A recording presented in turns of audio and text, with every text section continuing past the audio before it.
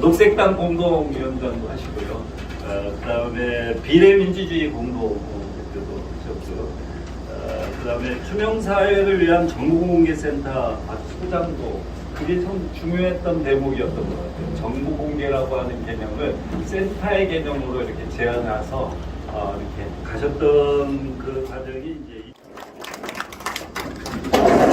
제가 먼저 좀 죄송스러운 말씀을 드려야 되는데, 제가 국립동물센터 농본이라는 단체를 작년 2월에 창립해가지고 활동하고 있는데, 이쪽에 뭐 예전에 치면 예전에 뭐 노동법률 상담소 같은 게 많았지 않습니까? 비슷한 거라고 생각이 드는데, 농촌에 저보고 선거 이후에 한번 지역정당 이야기 해달라고 해서 제가 이제 오늘 말씀드릴 내용은 제주도에서 7월달에 그냥 그런 자리가 있어서 좀 했던 얘기고, 오늘은 제주도는 못 오신 것 같아요.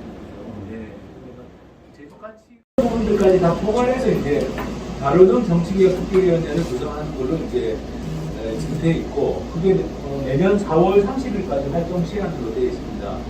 그런데 이렇게 안건을 많이 해가지고 내년 4월 달까지 하겠다는 건 사실상 거의 별로 현재로서도 별로 할 의지가 없는 상태를 지켜봐야 되는 상황이라서, 그래서 현재 이제 한국의 정치권 상황을 보면 일단은 정치제도 개혁의 우선 과제에서 지역정당이 일단 안 들어가 있는 상태고, 지역정당 자체가 다만 이제 지구당 부활은 원래 이제 뭐 지구당 부활에 대해서는 어느 정도는 좀 논의는 되어 있는 상태입니다. 왜냐하면 지구당이 필요하다는 얘기는 뭐 거대 양당 안에서도 지구당 이야기가 나오기 때문에, 지금 그 지구당이라는 게 우리가 지금 이야기하는 지역당, 지역정당하고 다른 거기 때문에 지금 현재 정치권 상황은 지역정당에 관한 논의는 좀 쉽지는 않다. 다만 이제 정치개혁이라는 큰 화두에 관한 논의는 할 수밖에 없는 상황입니다. 왜냐하면 특히 뭐 민주당은 하겠다라고 약속을 한 부분이 있었는데, 그리고 국회에서도 정치개혁특별위원회라는 건 아마 내년 4월 30일까지 해보고 안 되면 그 다음에 다시 구성을 하게 될 겁니다. 정치개혁 논의, 국회나 뭐 야당의 어떤 정치개혁 논의하고 맞물리는 게 좀 필요하다. 지역당 하나는 아마 운동 차원에서는 가능할 텐데, 지역당 계속 확산해 나가는 게 실제로 이제 지역당을 법제화하거나 이런 부분들은 아마 전체적인 논의하고 좀 맞물릴 것 같아요. 자체는 일종의 아주 기본적인 민주주의 차원의 요구다.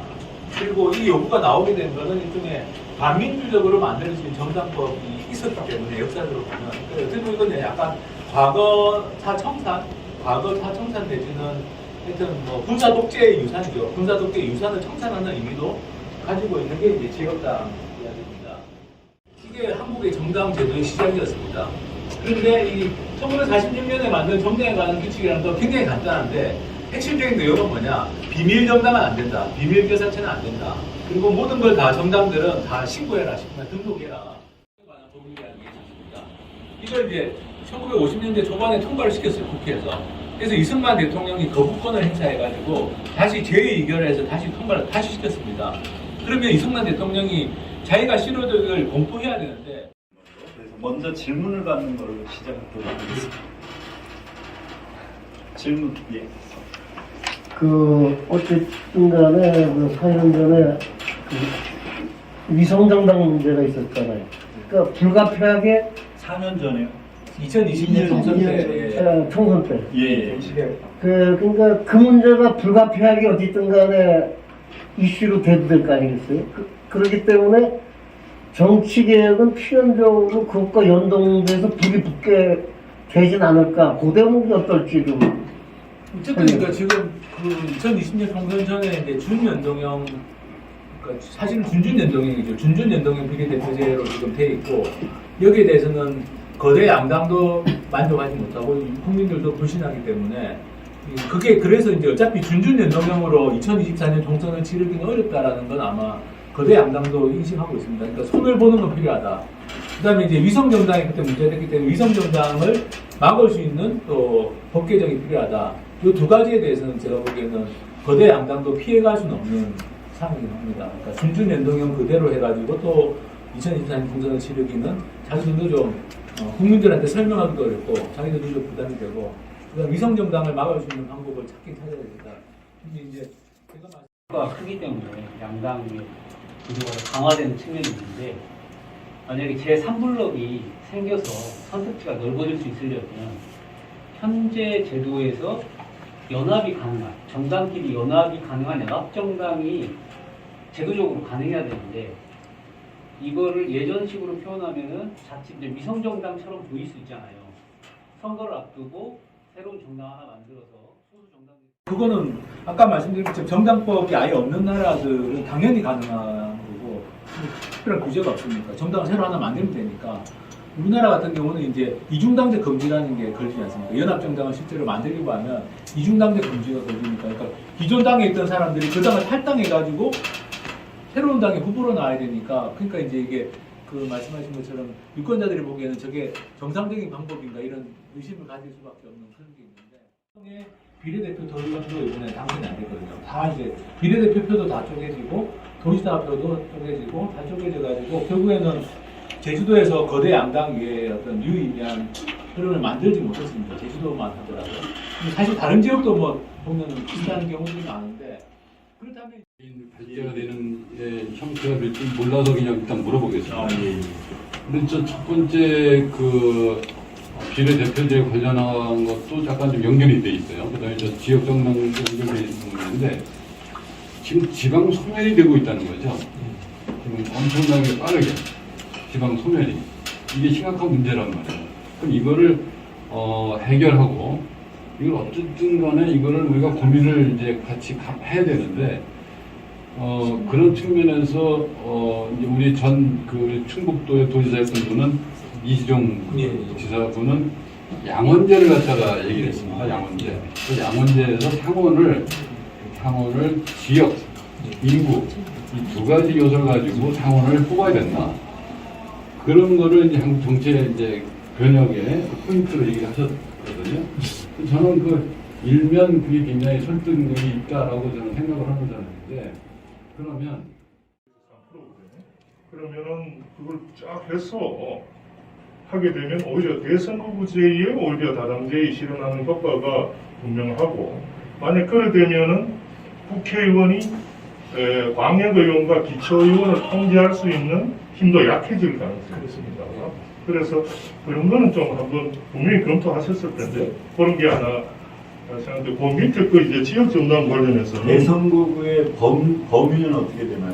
그러니까 광역당. 광역단. 예. 아예 막 열구자. 국회의원 선거 그런 나라도 있는 거고. 광역 단위에서 그냥 예. 대선거구. 어차피 그 사람들은 구 단위로 대표한다는 게 별로 의미가 없어요, 사실은. 예. 그 사실은 지역을 대표하는 그런 효과도 있고. 그 다음에 정당법을 개정하는 차원이 아니라 이는 반민주주의이기 때문에 폐지하자는 운동을 우리가 오히려 앞으로 좀 검토를 해보는 걸 실현 가능성이 있는지 그런 걸 좀. 정당법 폐지 주장도 저는 해볼 수 있다 생각합니다. 왜냐하면 이런 이제 역사적인 걸 모르기 때문에 국민들이 정당법 폐지를 하자고 주장하면 아마 왜 저런 소리 왜 하지? 근데 이제 좀 이야기를 하면은 미국도 정당법이 없고 일본도 정당법이 없다. 정당법이 왜 있어야 되냐? 뭐 이런 식으로 하면은 좀 충격 효과는 있을 것 같은데. 근데 이제 아마 진짜 폐지되기는 좀 쉽지는 않을 수 있지만 어쨌든 그런 주장을 개정으로 공동 차원에서 일단 확실하게 이루고 그런 것도 하나의 아이디어 차원에서 가능하다고 보고요. 그다음에 이제 제가 말씀드린 개방명부 비례대표제가 사실은 대선 부구제입니다. 대선 부구제. 그러니까 유럽에서 말하는 대선 부구제는 다 개방명부 비례대표제가 권력을 나눠가지고 그 권력에서 이제 당 찍고 뽑고 있는데, 그러면 이제 당별로 의석을 나눠주는 거고 그 당에서 누가 될지는 이제 유권자들이 정하는 건데, 근데 이제 세계적으로 하는 대선구구제는 다 개방명부 비례대표제입니다. 사실은 일본 빼고는. 근데 일본은 이제 약간 이상하게 돼가지고 일본에서도 대선구구제를 지금 하고 있거든요. 지방선거 때는. 일본은 기초지방선거는 대선구구제입니다. 가령 일본의 뭐 어느 도시에서 20명의 기초지방위원을 뽑는다 그러면 그거는 이제 당을 안 찍고 사람만 보고 찍는 거예요. 일본의 기초지방선거는 사람만 보고 찍는데 그 사람을 충분히 정치적 부분이 있었는데 그런 것도 그다음에 정치개혁 연합당도 실패하고. 근데 왜 실패했냐? 이게 이제 그렇지만 이제 저희들 생각은 이제는 실패하지 않을 때가 왔다. 왜냐면 이미 이번 대통령 선거를 통해서 87년 체제라는 게 무신정권으로 만드는 역할만 했지 내용은 대민주주의 중앙집권 통치체제인데 그 직접민주주의 자치로건 시민주의 정치체제로 바꾸지 않고는 이게 정치 개혁이 절대로 안 된다는 생각을 갖고 있고 시민들도 의식도 있는 그런 생각을 올라오고 있기 때문에 이제 한번 적어도 법의 정당 한 50, 총선 전에 50개 내지 100개 정도가 써버리면 한번 천시지리 인화가 한번 활짝 열리는 시대가 올 거다. 이런 전망을 갖고 이제 우리가 이제 도모를 하는 건데 물론 지금은 굉장히 소소한 입장이지만 이제 하 변호사님은 그동안 뭐 녹색당도 해보셨고 정치개혁도 해보고 그다음에 여러 가지 그 경험이 많잖아요. 분들한테 격려와 뭔가 힘을 좀 주시고 가시는 하여튼 제가 이제 뭐 직접 이렇게 참여해서 하기가 좀 어려운 상황이라 여러 가지 면에서 그래서 뭐 이렇게 좀 요청이 있으시면 제가 그냥 경험한 거나 제가 알고 있는 것들을 좀 이렇게 말씀드리는 정도 수준일 수밖에 없는데 그렇지만 뭐 마음으로는 당연히 응원하고 있고 지지하고 응원하고 있고 저 개인적으로는 이제 독일 녹색당도 원래 출발이 독일의 여러 지역에 있는 녹색 정치 그룹들의 연합체로 출발한 거고 스페인의 포데모스도 지역 정치 그룹들의 연합체가 포데모스가 된 거거든요.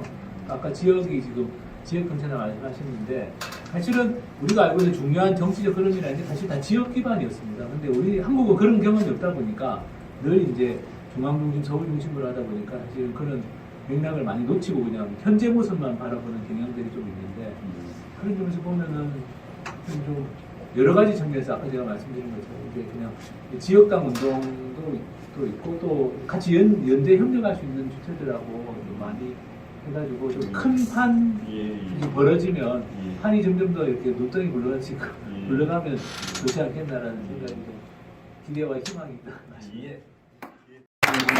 수고하셨습니다.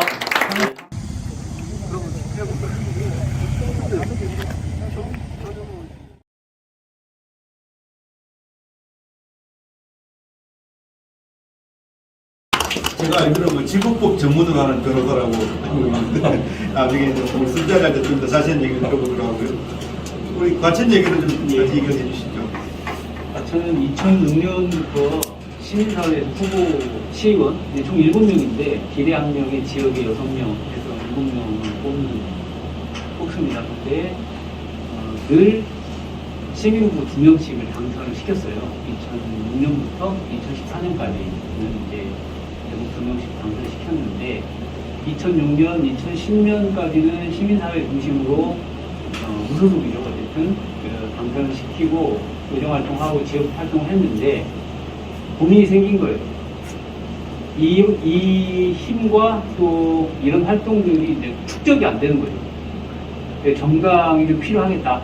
이런 고민이 이제 2014년, 12년, 13년 이 고민을 좀 하다가 2014년 선거를 앞두고 지역 정당을 강력적으로 표방하는 단체를 만들자. 그때 이제 지역 정당이 안 되는 거니까요. 그렇게 해서 이제 조직을 만들었고 그 조직에서 후보를 내서 2명을 당선시켰습니다. 그리고 당선된 이후에 이제 어떤 고민이 생겼냐면 어렵게 당선을 시켰으니까 이제 회원들 입장에서는 됐어. 일단 됐어. 이제 이런 거고 당선되신 분들은 당적 차원에서 지원도 있고 같이 연구도 하고 뭐 같이 해야 되는데 모든 일이 다 의원들에게 몰리는 거예요. 그 의원들은 시정에서 벌어지는 문제를 가지고 돌아가서 상의할 곳이 없는 거예요. 정당처럼 안정적인 그런 구조가 되어 있지 않으니까. 정당들이 다 모여가지고 후보를 내긴 했어요. 후보를 내는데 선거는 잘 치렀는데 다들 이제 2명씩 내는 상황이다 보니까 만만치 않고 급하게 후보를 내는 측면도 있고. 꽤 10여 년 오랫동안 두 개 다 지역당이라든지 주민자체가 법인격이 아니고 법적 허용단체가 아니잖아요. 그런 면에서 과천 모델을 계속 유심히 오랫동안 지켜봤는데 지금 좀 전에 말씀하신 고수화되고 뭐 이런 식의 과정에 좀 놀라운 게 양쪽 다 법인격이 아닌데도 법적 허용단체가 아닌데도 처음부터 이렇게 끌고 온 그렇게 공감하는 그 사람들이 정당도 다르고 그런 것에만 매기가 될까? 공통 분모는 뭐였어요?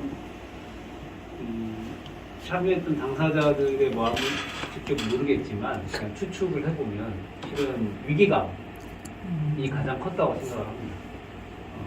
이렇게 호명을 해서 같이 했으면 좋겠어라고 할 때 부른 사람이나 호명을 받는 사람이나 공통적으로 느끼는 공포감이 있거든요. 지역사회 보수성이 극도로 진전되는 어떤 요소들이 있는데 과천 같은 경우는 국민의힘 시장 시절에 시민축제로 굉장히 유명한 곳이었거든요. 세계적으로 제법 이름이 있었는데 이 축제를 없애고 마을축제로 거랑 그다음에 시민들이 자주 이용하는 어떤 공간을 경마 어떤 체험장으로 바꾼다거나 이런 이제 상식적으로 좀 용인이 안 된 범위 넘어가는 일들이 벌어졌을 때 하고 주거 문제가 또 과천 같은 경우는 서울이랑 인근이다 보니까 늘 이 신도시 개발에 거론되는 곳이거든요. 신도시를 개발할 때 국가가 소유하고 있는 땅이 한정되다 보니까 과천에 이제 시청 앞에 종합정부청사 앞에 큰 공터가 있습니다. 이 공터에 임대토를 지켰다 이렇게 국가에서 이제 얘기를 하는 순간 보통은 주거 약자에 대한 고민 뭐 이런 이제 가는 게 아니라 이 집값이 떨어진다는 의견을 가지고 그 지역민들이 모두 나와서 그것에 천막을 치고 이제 지역 전체를 다 뒤흔드는 거죠. 여기에 막 시정 소환까지 할 정도로. 그리고 이제 약간 우리나라에서 학교가 높은 아닌데 그 정도로 강력한 모습들이 있어요. 지역. 과천 같은 경우는 이제 주거 문제, 아파트값이 떨어지는 문제를 저항하는 감이 크고 그러다 보니까 주거 약자에 대한 대책을 요구하는 진영 자체에서는 이게 굉장히 큰 공포로 다가옵니다. 위기감으로 다가오는 지역. 그래서 이제 뭐 그런 것 때문에 일단 겹치는 게 하나가 있고 또 아까 대표님 얘기를 했는데 제 생각으로는 제법 그 수도권은 복지가 제법 잘 돼 있어요. 육아, 교육. 다수를 이루게 됐다고 말씀하셨잖아요. 그러면 과천의 지역당 운동 그 사람들을 이해를 대변해야 되는 거 아닌가요? 그런 고민이 실제 있는데 그 중에서 좀 선진적인 진보적인 방법을 찾는 거지. 그 사람들한테 예를 들어서 노동자 서민을 대변해라. 이건 그 지역에서는 지역당이 그렇게는 안 맞는 거 아닌가 싶어요. 반적으로 얘기하면은 이럴 수 있을 것 같아요. 누군가는 그 선생들의 부동산의 재산 가치를 지키기 위한 정당을 만들어 활동할 수 있고요. 네. 그러면 우리는 왜 그러면 정당을 만들려고 하느냐라고 네. 할 때 우리 가치가 있는 거잖아요. 지역 정당이라 하더라도 네. 평생 지역 정당이지만 지역 정당이 지향하는 강령이 있기 때문에 그 강령에는 거주약자, 주거약자를 지원하는 주거약자를 정책적 우선순위를 둔다 이런 강령들이 있어요. 저희 그림 갖고 있거든요. 그러면은 주거약자를 위한 정책을 하라고 계속 우리는 요구를 하는데 시장이라든지 또는 이제 새로 들어왔던 다수의 인구는 그 부동산 가치를 생각해서 주거약자 중심이 아니라 현재 상태 유지 또는 상승을 위한 개발 계획을 계속 요구를 할 거 아니에요. 이게 충돌하는 상황이 생기겠죠. 소수지만 우리가 그러면 다수가 주장한다고 해서 저 의견을 받아들일 수는 없는 상황이 생기는 거죠. 그런 상황들이 현재 저희가 처해 있는 위치가 있는 거죠. 근데 이제 이분들도 그 삶의 전체가 부동산으로만 움직이진 않잖아요. 그렇죠. 아이들 교육부터 시작해서 적절한 어떤 삶의 여유를 누리신 산책로, 자전거, 기타 등 여러 가지 것들이 있기 때문에 그런 문제로 이제 또 다른 정책을 해야 됩니다. 또 다른 점과 비교하는데 저는 그때 전에 1번 모델 아까 나왔을 때 1번 모델 딱 생업 활동하시는 생업분들, 문화 활동하시는 분들, 그다음에 시민사회, 그다음에 진보정당들, 녹색당 그때는 진보신당이었죠. 진보정당, 그다음에 정의당입니다. 진보정당, 그때 민주노동당, 통합진보당을 뺀 나머지 진보정당들과 해서 네트워크를 만들었습니다. 그래서 지역정당을 해보자고 시작했고요. 그때는 무소속 의원을 한 명, 시의원 한 14명. 그리고 저희는 지역 언론이 필요하다 해서 인터넷 언론사 만들기 했었고요. 그래서 지금 언론사 땡땡은 모았고요. 땡땡이 모이면 장담한다 했고 150명까지 늘었다가 일이 부침이 있으면서 한 20명이 지금 나가셨고요. 그러니까 다들 정당 운동에 동의를 하시는 분들이 지역 정당을 지향한다. 네. 여기 모이신 거잖아요. 그리고 여기는 그러면 구성원들이 시민단체 회원도 있고 정당인들도 있고. 아 기존에 그 뭐 정의당이나 기타 그러니까 이념 중심의 정당들의 회원들 당원들도 있는 거죠. 지금은 민주당 당원도 있습니다. 민주당 당원도 있고. 그래서 이분들이 그러면 나중에 지역당이 생기면 지역당 활동에 동의하겠다라고 하는 그런 어떤 그 뭡니까 그 정당 운동에 동의를 하는 분들인가요? 그게 조금 나눠지긴 해요. 네. 처음에 창립할 때는 계속 워크숍도 하고 했기 때문에 일정 부분 이거에 대한 이해도가 있었는데 이후에 들어오시는 분들은 저 좋은 일 하는 단체 이래가 들어오시는 분들도 이렇게 저희가 처음에 회원이나 당원을 모집할 때는 그분에 대해서 검토를 했습니다. 이분 성향을 듣고 이러니까 우리 회원을 받을지 말지를 철저하게 이렇게 하는데 막 그런 흐름이 하나 있을 수 있고요. 저는 이게 지금 지역정당이 한국 사회에서 새로운 어떤 에너지를 갖고 이제 파장을 일으키는데 성급하게 확 이렇게 가다가는 진짜 또 이렇게 또 우리가 이런 새로운 흐름을 만드는데 오히려 걸림돌이 될 수도 있다. 그러니까 지금 새로운 에너지를 저 밑바닥에서는 뭔가 답답했는데 어떻게 풀 줄을 모르는 그런 흐름들이 저는 분명히 있다고 보고 그렇다면 우리가 이제 지금 단계에서는 진지하게 조금 더 많이 좀 수기 과정이 좀 필요하다고 생각합니다. 그런 의미에서 제가 지난번에 그 줌 회의 때 약간 이야기를 했는데 저는 그 아까 직접민주주의 이 부분에 대해서는 이 직접민주주의도 굉장히 폭이 넓습니다. 그러니까 표결형의 직접민주주의 방식이 우리가 일반적으로 알려져 있지만 그러니까 기존의 정당과 정치인들을 신뢰하고 국민과 주민과 시민을 불신하는 우리 정치 시스템을 갖고 있잖아요. 그래서 이제 시민과 주민들을 신뢰하고 정치인을 불신하는 이 제도 정치 시스템을 도입하는 이게 이제 저는 직접 민주주의가 갖고 있는 굉장히 큰 장점이라고 생각하는데 원해농업 시대라고 하거든요. 역사적으로 제가 역사를 좀 있을 때 미안합니다. 근데 그때는 모계사였단 말이에요. 근데 이제 본격적인 농경 시대가 되면서 고대 국가 탄생을 하지 않습니까? 거기에 맞는 이제 정치 체제가 만들어지고 그 다음에 교육 체제, 지배 엘리트 교육을 했단 말이죠. 그러니까 산업혁명 이후에는 거기에 맞는 또 정치 체제가 대의제가 됐고.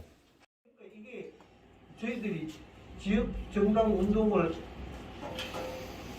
좀 말이 좀 헷갈렸는데 제가 그러니까 이 개념을 터부시할 수는 없다는 거예요. 가치만 내세울 수는 없다는 거예요. 그거는 좀 제가 볼 때는 쟁점이 좀 될 것 같아요. 예를 들면 구체적인 지역의 정책적인 문제로만 지역 정당의 것으로 갈 건지 아니면 지역의 시민들뿐만이 아니라 지역의 시민들과 보편적인 측면에서의 가치들이 결합되어져서 펼쳐지는 정책으로 갈 건지에 대한 문제는 한번 검토를 해볼 필요가 있는 것 같고요.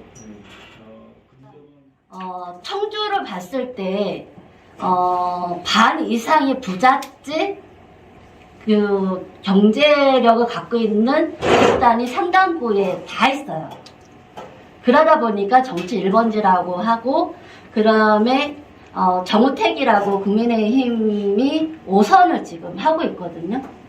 근데 요번에 민주당에서 정전순 의원이라는 분이 당선이 됐어요. 그러니까 상당구가 되게 정치적으로 되게 재미있는 곳인데 저도 거기서 살지만 여기가 정당을 보진 않아요. 사람을 보는데 정당하고 그러니까 매칭으로 잘 보거든요. 그래서 요번에도 그런 부분이 있지만 이게 지금 민주당에서 니들이 한 게 없기 때문에 우리는 국민의당을 뽑겠다 이런 식으로 나와서 이게 청주시 의원이 42석이에요. 거기에 반반이 됐어요. 딱 반반. 도도 마찬가지예요. 도도 반반이 비례의원 돼서 반반인 거예요. 되게 정치적으로 여기가 되게 이슈화 될 수 있는 부분인데, 그래서 젊은 친구가 교육청에서 행정관으로 있던 친구가 워킹맘이에요. 아이를 낳고 정우택은 지역에 너무 안 하고 있다. 우리 아이들을 이렇게 정치에 매도되는 데서 살고 싶지 않다 해서 젊은 친구가 사표를 던지고 무소속으로 나왔어요. 이 친구가 떨어지긴 떨어졌어요. 근데 근소한 차로 떨어졌어요. 그러니까 이런 이게 정치 이슈화를 저기했는데 이 친구가 왜 진짜 교육청에서 편안하게 일을 하면서 다닐 수 있는데 이 정치의 개판이 정치를 벗어내자 해갖고 무소속인데 며칠 안 남겨놓고 1000명이라는 그 동의서를 받아야 되는데 며칠 안 남겨 1000명이 됐어요. 돼서 무소속으로 나와서 이 사람이 준비가 전혀 안 돼 있는데 주민들이 십시일반을 해갖고 진짜 선거를 치렀어요. 치러서 40몇 대 이렇게 해서 그 군소하차로 정우택이 됐지만 이 친구가 그러면서 힘든 역경을 겪었다. 애를 안고 선거판에 나왔어요. 선거운동하러.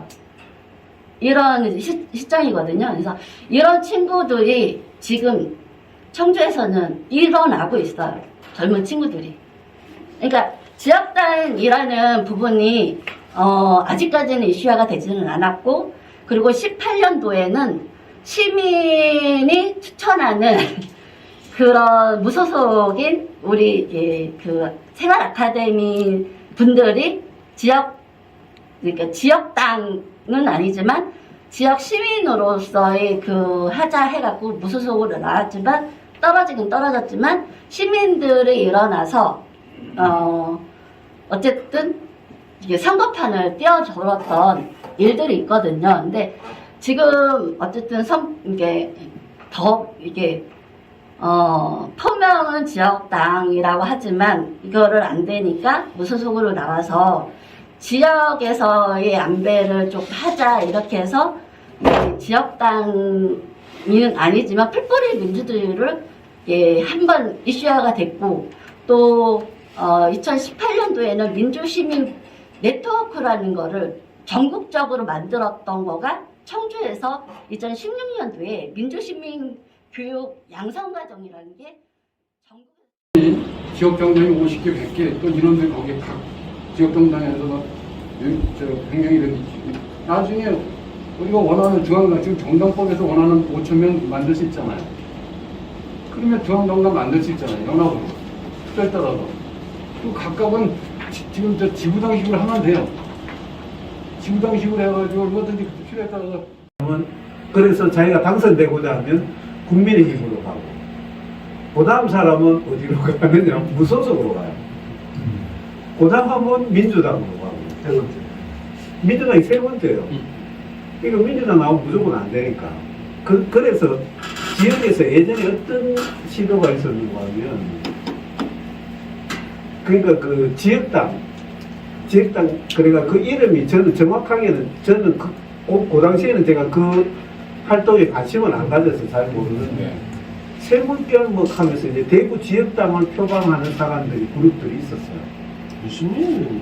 아니, 그거 아니에요. 결국은 근데 이제 저희들이 하면서 느낀 건데, 제가 그걸 쳐다보면서 느낀 건데, 주체 문제. 이를테면, 그 예전에 이제 대구 지역에서도 95년도에 무소속 바람이 강하게 불었거든요. 지방자치 1기 때. 그래가지고 무소속, 대구시장이 무소속 후보가 됐다. 대구광역시장이. 그 다음에 그 당시에 보니까 뭡니까 그 YS 정부 시리즈잖아요. 그때 경주시장, 안동시장 이런 분들이 무소속이 많이 됐다. 근데 이제 대부분 이분들의 성향이 예전에 다 신한국당 그러니까 그 정당에 있던 사람들이죠. 그 사람들이 떨어져 나와서 된 것뿐인 거거든요. 그러니까 무소속이 이렇게 된다는 거죠. 그래서 아까 여기 말씀하시는 대로 지역 정당에 대한 그러니까 지역 정당을 만들면 모인 사람은 있어요. 근데 우리처럼 이런 가치의 문제를 놓고 지역 시민의 삶을 뭐 풍요롭게 한다 이런 시대 그러니까 그 주민자치적 가치를 놓고 이렇게 접근했을 때 얼마나 많은 사람이 덤벼들겠나 이런 의구심은 있는 거죠. 하나의 시민운동처럼 바라보기 때문에 이 정당운동이라는 게 사실은 당선되는 거잖아요. 공직선거에 나갔다. 좀 있지 않을까? 저도 그냥 막연하게 그렇게 느껴져서 좀 그래서 막 굉장히 그 두 당 대전이 항상 뭐 리트머스다 뭐 그런 얘기도 항상 여당이다라는 얘기를 했던 것 같은데 지금 제가 느끼는 대전 사람들이 약간 좀 이렇게 적극적이지 않고 굉장히 이렇게 뭐라서 이렇게 좀 그런 게 있는 것 같더라고요. 이렇게 좀 지역 정당이 된다면 그런 모습으로 돼야 되지 않을까. 현재 정당법에서 뭐 지금 듣기로 민주당 이상민 의원도 지금 지역 정당 허용하는 법안 제출했고 또 뭐 양정숙 의원이라는 분도 곧 법안을 제출한다고 하더라고요. 근데 다 아시는 대로 지역 정당을 뭔가 허용하는 정당법이 그 개정안이 제출되지 않았었던 건 아니고 그동안 계속 제출됐지만 안 되고 있는 거. 근데 모르겠어요. 요즘 민주당의 그런 흐름이나 이런 거 볼 때 혹시 자기들이 좀 워낙 그런 상태여서 살기 위해서 혹시 지역정당을 일부 허용하는 법안을 통과시킬지는 모르겠는데 아까 저도 좀 의견을 구해보고 싶은 건 헌법소원이 된다고 하면 가장 좋은데 헌법소원 또한 또 어떻게 될지 모르는 것이고 그렇다고 하면 지금 정당법 개정안이 몇 개가 지금 올라오고 상당히 분위기가 정당법 개정안에 대해서 조금 올라가고 있는 분위기가 있는 것 같아요. 그렇다고 하면 지금 이번 9월에 그런 것들이 제출되고 뭔가 움직임이 있는 것 같아요. 그래서 그렇다고 하면 지금 그 국회에 제출되는 정당법들이 통과되도록 하는데 뭔가 조금이라도 빨리 안 되더라도 안 될 것이 예상되기도 하고 이런 분위기지만 적극적으로 그 정당법이 통과되도록 하는 일을 낮은 수준에서라도 빨리 뭔가 좀 힘을 모아서 전국적으로 그걸 국회 정당법 발의한 이상민 의원실과 같이 하든 아니면 연계될 수 있는 의원들하고 같이 함께 해서 국회에서 기자회견이라도 하고 그런 일들을 일단 해보는 것도 일단 필요하다고 하는 생각이 일단 들고요. 그리고 이렇게 말씀도 나온 김에 익산도 지역정당을 하고 싶었던 게 2012년도였어요. 2012년도인데 아까 말씀하신 선관위에서 워낙 그런 것들을 불법으로 이렇게 상당히 그것을 좀 규정하고 제재가 좀 심하던 시기여서 저희는 좋은 정치 시민 네트워크라고 하는 것을 한 200명 정도가 현재 지금까지 활동하고 있는데 근데 지역 정당이라는 개념으로 활동을 하지는 못했고 어떤 다 아시는 대로 호남은 워낙 일당 독주하고 있는 곳이라서 민주당과 경쟁해서 당시에는 무소속 연대를 한번 만들어서 민주당하고 경쟁해보자 이제 이런 생각을 가지고 쭉 하고 있지만 그래서 이제 저희들은 주로 시민사회단체 좀 뜻있는 사람들 중심으로 그런 무소속 연대 활동을 좀 해보자라고 해서 좋은 정치 시민 네트워크라는 걸 만들었고 그래서 무소속으로 시민단체 출신이 삼선 시의원 한 분이 계세요. 저도 이제 시민단체 상근자로 한 12년 정도 있다가 저도 이제 무소속으로 2번 하고 있는 거고 이제 이런 과정이 있어서 약간 이제 아까 저는 이제 이번에 어찌 보면 익산에서도 그런 흐름이 제 정당과 시민사회가 지지 후보를 낸 게 저희도 지방자치 역사에서는 뭐 어찌된 제가 처음이거든요. 그래서 근데 뭐 호남의 민주당이 독주하는 분위기에서 일단 제가 이제 국민의힘하고 다른 무소속 후보는 이겼습니다. 근데 뭐 한 16.62 정도 받고 2등 하긴 했는데 이제 이런 과정을 겪고 나서 이제 지역 정당 해야겠다라고 하는 데 대한 이제 생각이 많이 있고. 시스템을 갖춰야 되잖아요. 이게 이 내부의 시스템과 더불어 이 시스템이 실현하고 활동할 수 있는 어떤 확장적 힘, 영향력의 힘이 어떻게 결합할 건지라고 하는 문제를 또 내부 시스템과 외부 시스템으로 얘기해서 이게 결합돼야 비로소 자기 힘을 갖는 거잖아요. 그런 부분들에 대한 얘기가 좀 더 되면 어떨까 싶은데. 그 점에서 지금 지역에서 아주 힘들게 몇 가지 작은 사례도 있는데 지금은 지역 정당의 당위성이라든지 합법화하는 데 힘을 모아서 그걸 어떻게 관찰할 것인가 거기에 더 논의를 해서 실제 그러다 보면 실력이 있어야 되고 뭐 여러 가지가 있는데 지금 양당의 이런 양당제에서 이 의제를 어떻게 합법화 시켜내고 확장하고 그게 가장 큰 우선의 문제다. 그런 문제에서 여기 있는 사람들이 제일 궁금해할 부분은 그거라고 보거든요. 거기에 대해서는 제일 오랫동안 해왔던 분들이니까 어떤 방법이 있습니까? 아까 하승수 변호사가 사례를 쭉 얘기를 했는데 그건 텍스트 같은 얘기고 어떻게 이거 불을 땡겨서 촉발시킬 거냐. 그런 면에서 아까 누군가 뭐 혁명 얘기했듯이 실질은 혁명적인 말은 아니에요. 대부분 사람들이 모이면 대략 머리가 딱 해서 금방 다도 하고 해요. 근데 이제 그걸 누군가가 먼저 정리된 걸 결론적으로 들이미기면 안 되니까 합의 과정을 계속 거쳐가는 건데 앞으로 이거 하다 보면 또 다음 얘기하면 또 새로운 얘기 하나 한 번도 있을 거예요.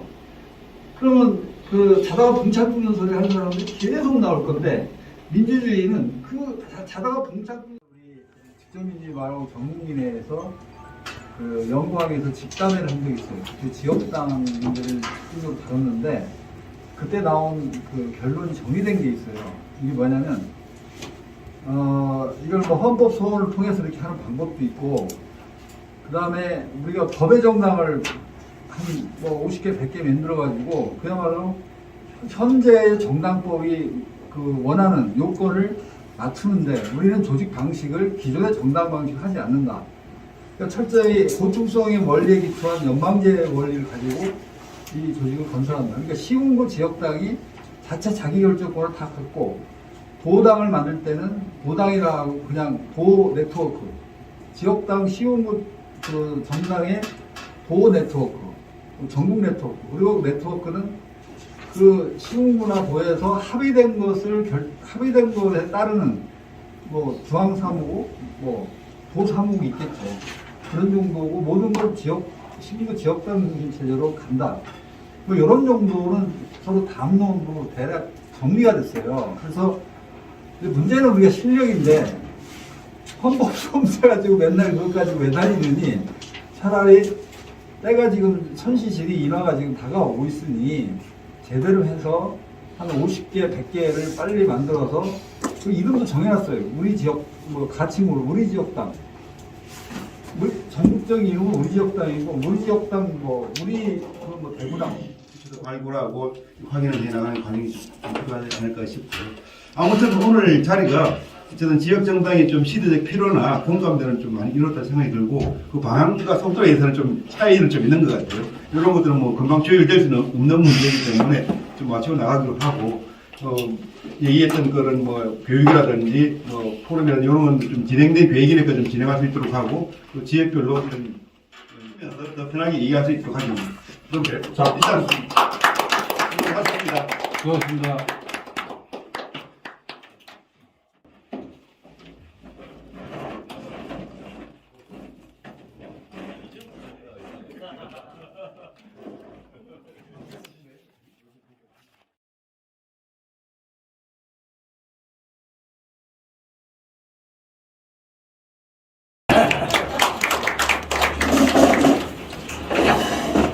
오늘 전에 화성수 스님이 최근에 어떤 정치의 어떤 변화 동향 그리고 지역 정당에 대해서 말씀해 주셨는데요. 저는 지금부터 우리가 할 수 있는 일에 대해 좀 집중적으로 이야기를 좀 해볼까 합니다. 먼저 지역 정당에 좀 주제넘게도 작년 10월 달에 창당을 하고 11월 달에 이제 헌법 소원을 했고 지금 지방선거를 좀 관통해서 했는데 창당의 경험은 여러분보다 한 6개월 정도 앞서 정도밖에 안 된다 이렇게 생각하시면 될 것 같고요. 근데 이렇게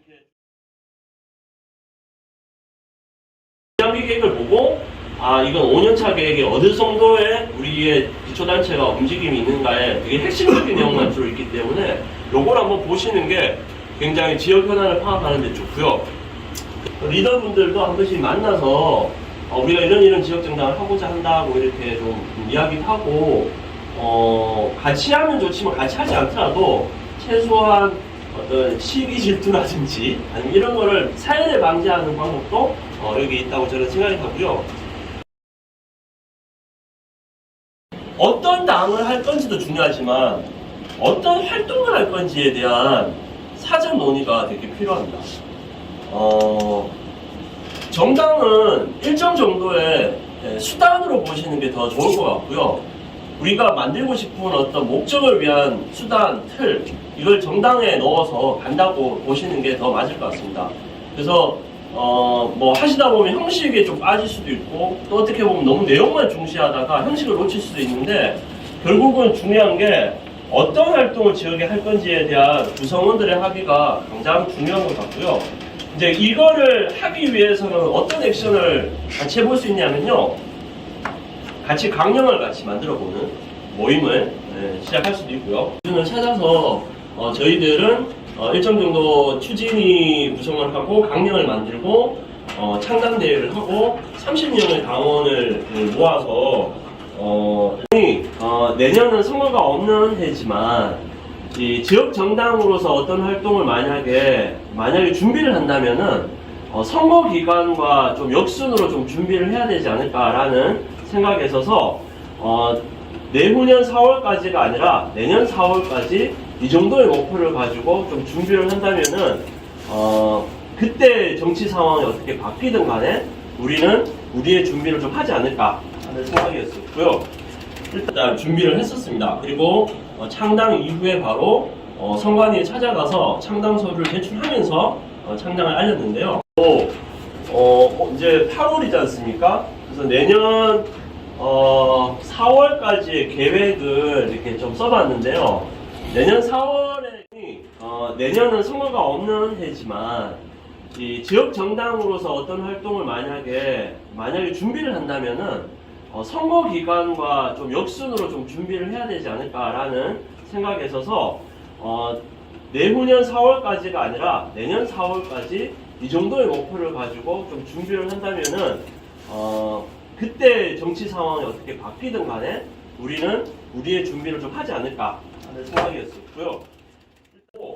지역정당 네트워크는 공개 토론회를 국회 토론회는 지금 선택된 곳은 일단 정의당 장혜영 의원이라고 저는 들었는데 아직 좀 진행 중이라서 적극적으로 지역정당을 얘기할 거고 이날 예산 배정도 있기 때문에 실제 중앙선관위가 낸 여러 가지 이제 그 연구 자료에 의하면은 중앙선관위 입장에서도 그러니까 지역정당이 있게 좋다는 의견이 있습니다. 그래서 실제 중앙선관위원장을 모셔서 그에 맞는 어떤 의견을 좀 내도록 해서 결국은 지금 헌법소원 중인 이 내용에 대해서 뭔가 정치적인 압력을 좀 더 행사를 해볼까 합니다.